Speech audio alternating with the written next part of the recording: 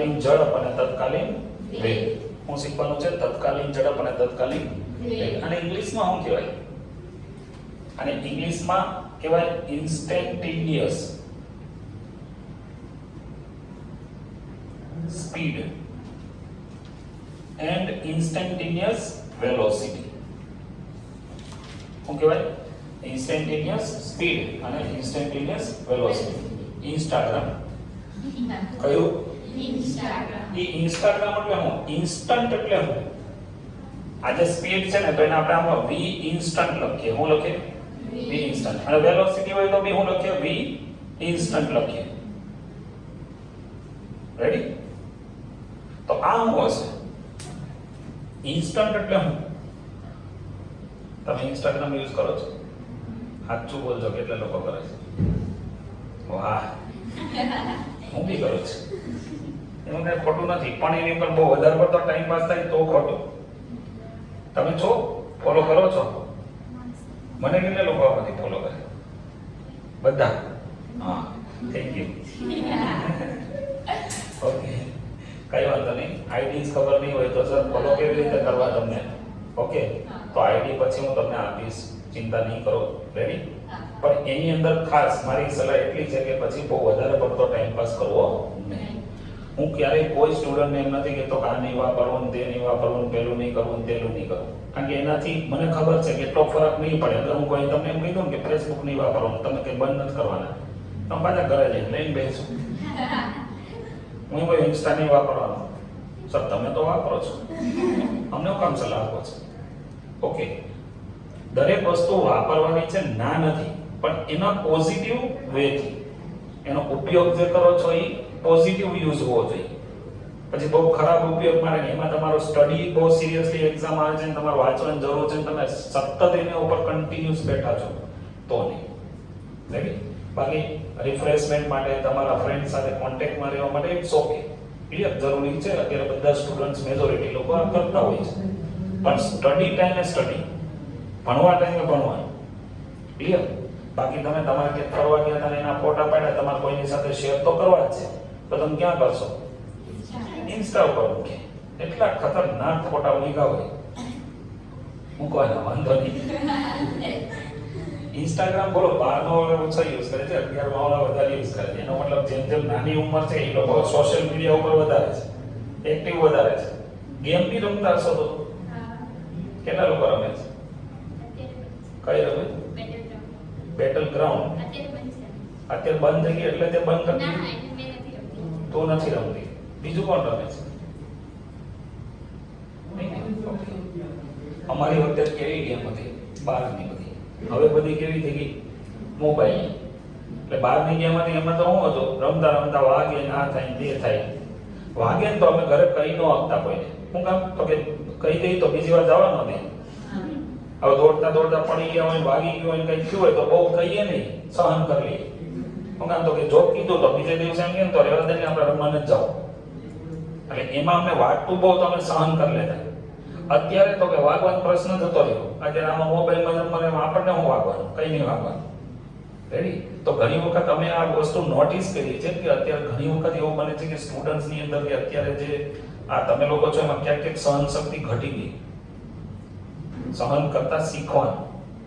Okay, આપણને ભલે વાગ્યું નથી, પણ ઘણી જગ્યાએ જરૂરી છે સહન કરવું. કોઈ કોઈ જગ્યાએ પછી બહુ માઇન્ડ ઉપર લઈને એનું ખોટું લાગી જાય, એવું નહીં કરવું. રેડી? ચલો, ઇન્સ્ટેન્ટેનિયસ એટલે ઇન્સ્ટાગ્રામ નહીં, આપણે અહીંયા કાઢવાની છે.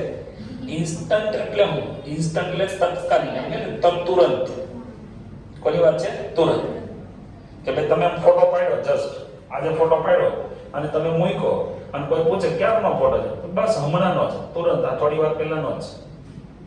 10 વર્ષ પહેલા ફોટો પાડ્યો તો નહીં મૂક્યો હોય તો એમ કહીએ હમણાંનો છે. તમે કોઈને કંઈ પૂછો છો, ઘણા લોકો તરત જવાબ આપે છે, તો તમે કેમ કે તું પૂછ, હું તને ઇન્સ્ટન્ટ જવાબ આપું. કેવો? ઇન્સ્ટન્ટ. ઇન્સ્ટન્ટ એટલે બહુ ઓછા સમયમાં.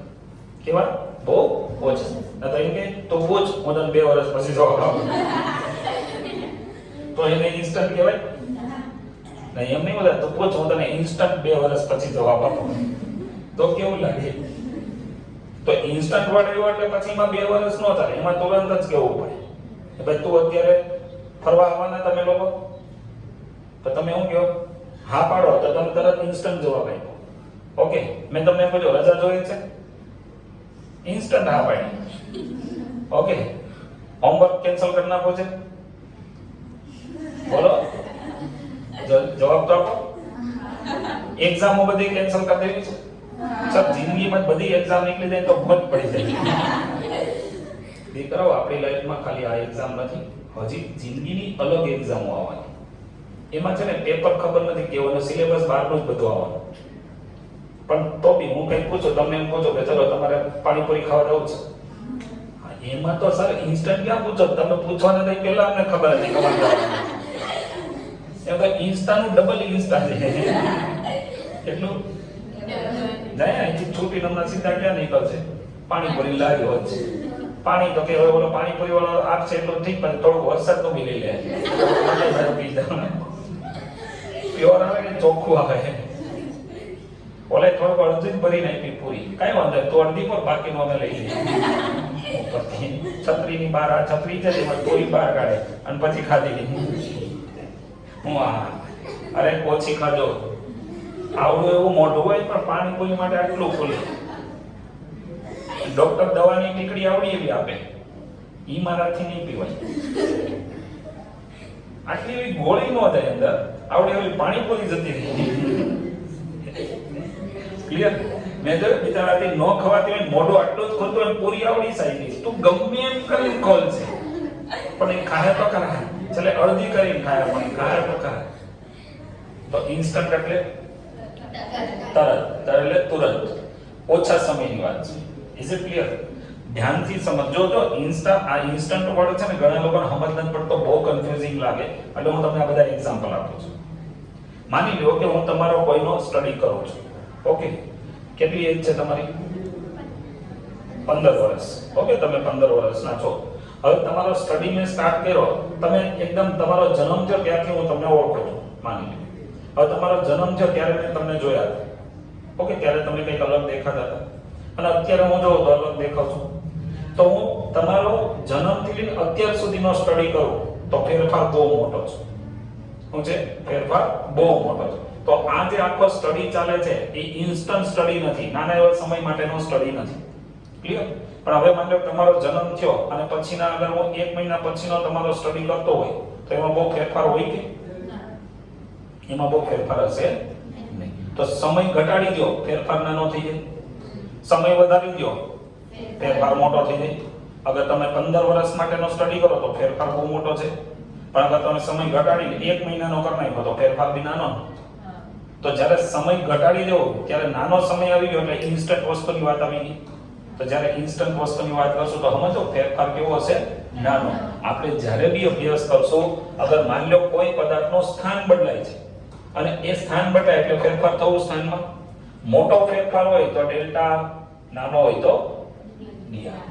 Is it clear? તો સૂત્ર પ્રમાણે અગર કોઈ તમને પૂછે કે તમારો ઇન્સ્ટેન્ટેનિયસ સ્પીડ શું છે, શું કાઢીએ છીએ આપણે? સ્પીડ. તો એમાં સૂત્ર શું આવે? તો કે સ્પીડ જે છે એનો આપણે ફોર્મ્યુલા વાઇઝ શું કહેતા હતા? સ્પીડ અથવા વેલોસિટી. જનરલી એ વેલોસિટી કાઢવી પડે.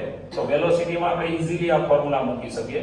તો શું આવશે? વેલોસિટી નું ફોર્મ્યુલા શું આવે?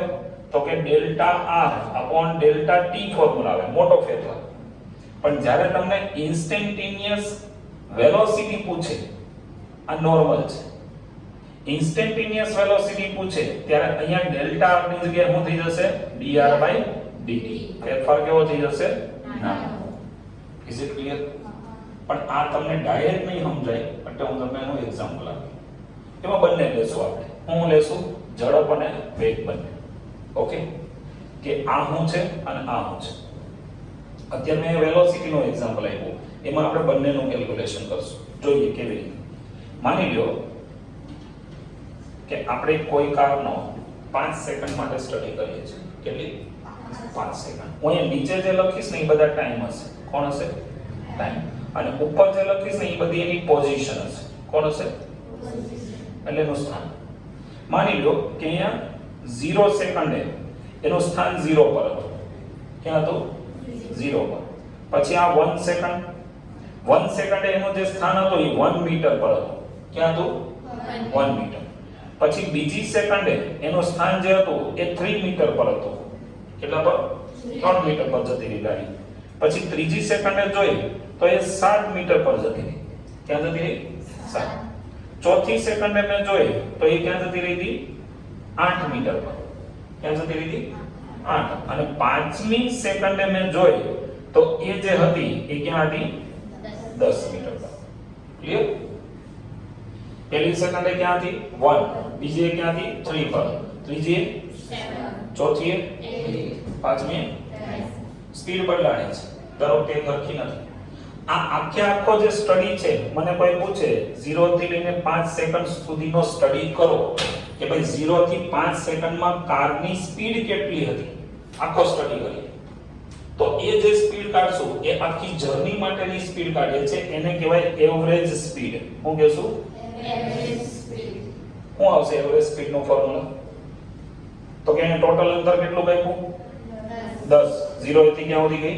10. એટલે ટોટલ અંતર કેટલું આપ્યું છે? 10. ટોટલ સમય કેટલો લીધો? 5 નહીં.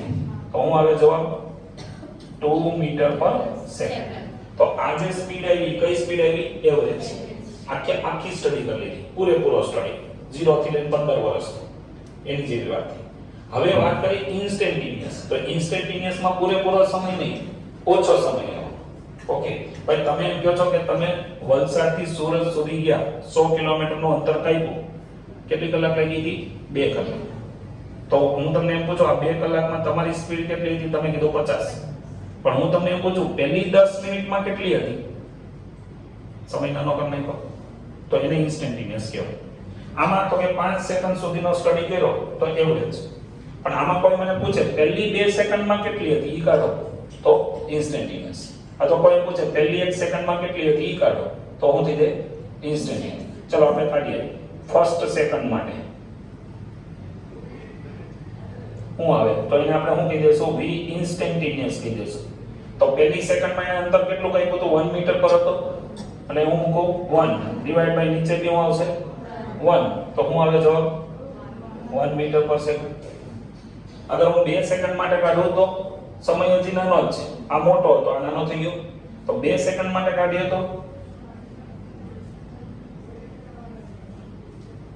તો v ઇન્સ્ટેન્ટેનિયસ શું આવશે બોલો? તો કે બીજી સેકન્ડે ક્યાં હતી? 3 પર.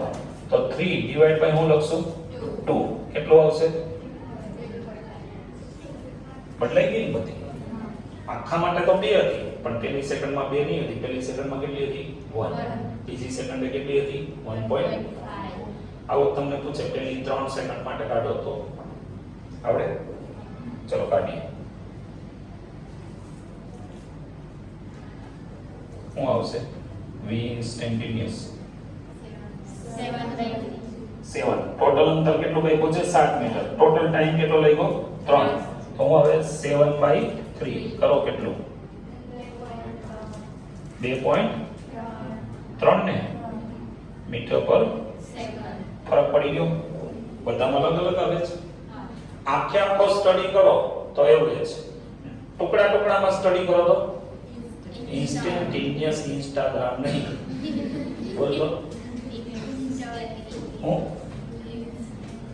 આ કઈ વાત એ રેવા દે, આપણે ગુજરાતી બોલો. કેવું? પેલો ખબર ને ટ્રેન ની ટિકિટ માં કાઢે છે તત્કાલ. બધા એમ કે તને ટિકિટ નો મળે ને તત્કાલ માં કઢાવી. તત્કાલ માં એટલે હું તમે ઓન ધ સ્પોટ જાઓ અને તમને તરત ટિકિટ આપી દે તો તુરંત ઇન્સ્ટન્ટ. આ મેં હું કાઢ્યું? સ્પીડ કાઢી. આવી જ રીતે હું કાઢી શકાય? વેલોસિટી કાઢી શકાય કે નહીં? અગર અહીંથી અહીંયા સુધી માટે વેલોસિટી કાઢું તો આની યાદ આવશે, કારણ કે સ્થાનાંતર તો એટલું જ થયું છે. રેડી? ચલો એ બી કાઢી લઈએ. વેલોસિટી માટે ઓકે, એવરેજ વેલોસિટી કેટલી આવે બોલો? ઓકે, ટોટલ ડિસ્પ્લેસમેન્ટ કેટલું થયું? અહીંથી અહીંયા સુધીનું આખું કેટલું થયું? 10 ને? તો કેટલું લખશો અહીંયા? 10 ડિવાઇડ બાય 5 અને કેટલું આવે? 2 મીટર પર સેકન્ડ. પણ તમને કોઈ પૂછે પહેલી 2 સેકન્ડ માટે ઇન્સ્ટેન્ટેનિયસ વેલોસિટી કાઢો તો 2 સેકન્ડ માટે તો એ શું થઈ જશે? v ઇન્સ્ટેન્ટેનિયસ થઈ જાય ને? તો એ શું આવે? 3/2. આમાં એકચ્યુઅલી હું ખબર સ્થાનાંતર એટલે સ્થાનમાં થતો ફેરફાર. સ્થાનમાં થતો ફેરફાર એટલે નામ લખવું પડે dr/dt. અને dr એટલે અંતિમ સ્થાન માઈનસ શું લખાય પ્રારંભિક સ્થાન, અને dt ને કેમ લખાય અંતિમ સમય માઈનસ પ્રારંભિક સમય.